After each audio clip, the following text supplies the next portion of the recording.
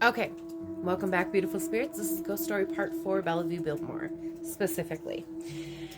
So, as I was saying, my mom in the morning, right after that scary, freaky incident, that's the only one, well, there's two incidences in the whole thing, three actually, incidents in the whole thing that really shook me. Surprisingly, that lady who jumped was not one that really, really shook me. Um, she said that morning when after all of that and finally I had fallen asleep at some point and I woke back up, my mom had said that she heard in the middle, or not the middle of the night, more in the early morning, we're talking 5, 6, 7 o'clock in the morning. My mom said that she heard somebody open the door, announce that they were housekeeping, and then come in. And she said she swear while she was half asleep she could hear them cleaning the bedroom. So she didn't think anything of it. She's like, whatever, they can clean while we're sleeping. I really don't care. They're being quiet. Which is weird because she didn't process it until later after she was fully awake what had actually just happened. We found out that no hotel service came at all to clean our hotel room while we were in it. And that in fact was a ghost. Some of our stuff was moved a little bit, but it wasn't like drastically like picked up and moved to different locations. It was like everything kind of got slid over just a little bit, like something was trying to move things. And my mom's like, oh, that's kind of cool, it's creepy. And then I told her about that night. She went, oh, I'm glad I was asleep for that. I was like, yeah, lucky. But yeah, anyway.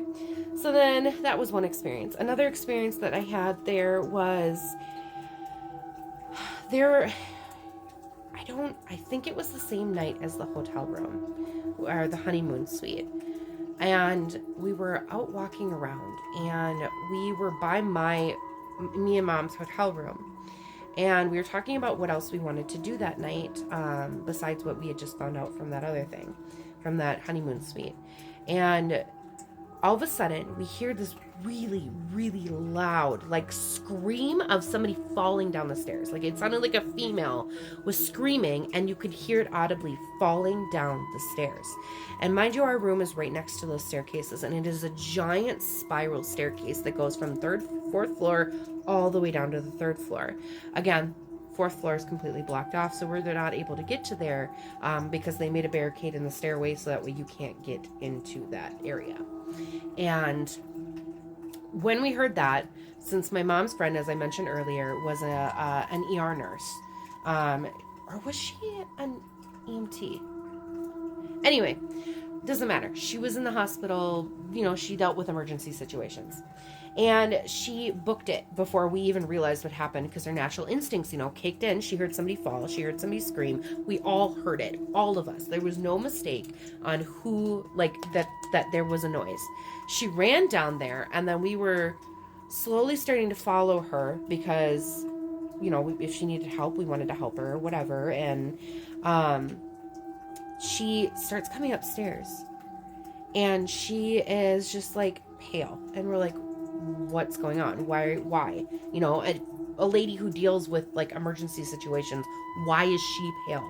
And she looks at us and she's like, guys, there's no one down there. There is no one down there at all. And we're like, what? No way. You are lying to us. She said, no, guys, there is literally no one down there at all. So we go, obviously, all go down the stairs, and we go to look, and there's no one. There's nothing out of place. There's no blood. There's no person. There's nothing. It's just us walking around this hotel room. There's nobody there. Nobody there. And that was the first real, true experience that my mother's friend, who was a nurse, had. And that's why she was so pale and freaking out, because that was a true real. The other one, she's like, oh, it could be this, it could be that, very skeptical about everything.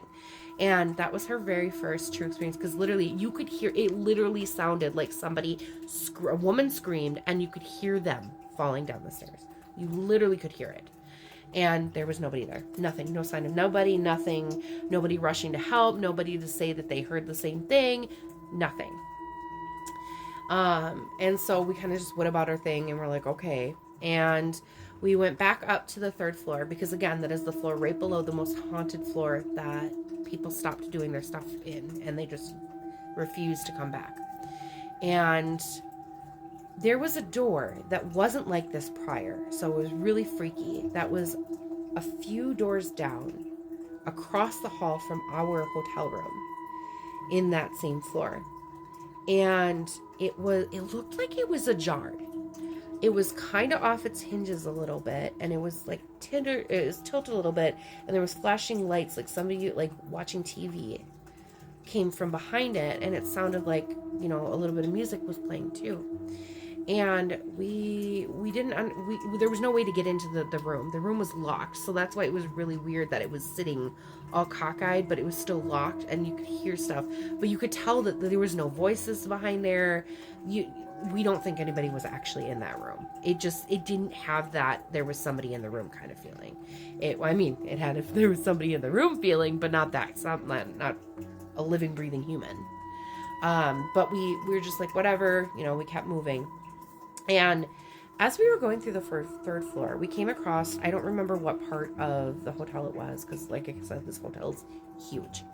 And we had gone up, and then there was this doorway that had these really steep stairs that went up to what had been considered, way back in the day, like the maids' quarters, or where the kids would go, and all that kind of stuff. And my mom went up, and she went to go check the door to see if it was locked, because it led up to the 4th floor where we don't have access to, and we wanted to go. And the door was unlocked. The door was unlocked. So my mom and her 2 friends were in front. My mom was forefronting in the front. Then it was my mom's 2 friends, and then it was me in the back. And I just kept getting this feeling. I was like, Mom, we really shouldn't go up there. Not because it was wrong, because, I mean, we already kind of were not even went into that hotel's honeymoon suite anyway. So, but I just kept getting this really bad feeling, like sick in my stomach. We shouldn't be up there. Something's up there. Something, it just didn't feel right.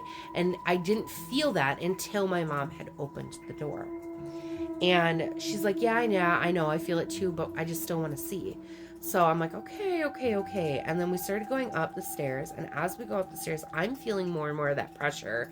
And I'm trying to verbally tell my mom, maybe we should just ixnay on the going up there, eh? And she's like, yeah, but I just really want to see. And I was like, but Mom, there's something up here that doesn't want us up here. I can feel this. It was like a really heavy, really hard energy. And we get up the stairs and we start walking a little bit towards, and we can barely see anything because everything is like pitch black. Even when we were using our dang flashlights, it was basically pitch black. We couldn't see much of anything up there. It was like all of a sudden, like this thick, dark fog was stopping the light from really letting you to be able to see anything. And I stop, I walk a little bit forward. I think I'm like a foot or 2 from the actual stairway that leads back down to that door. And all of a sudden I look over and I see this like figure slunched over with these glowing red eyes just staring at all of us. And I'm getting the tingles. It freaks me out thinking about it. But I told my mom, I said, we need to go. I said, there's a figure. It is watching us. It has red eyes. We need to go.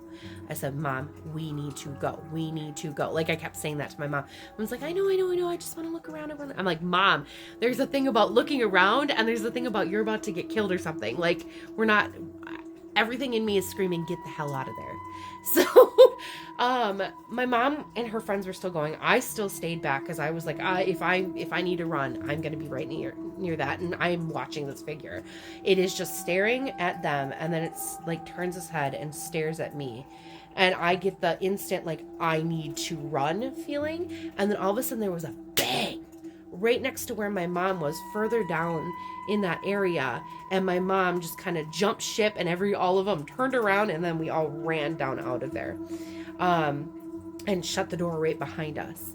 And my mom said it sounded like somebody had thrown something like right near her head, and it landed like right next to like the area where she was standing, like a wall or something. And she was like, yep, it's time to get out.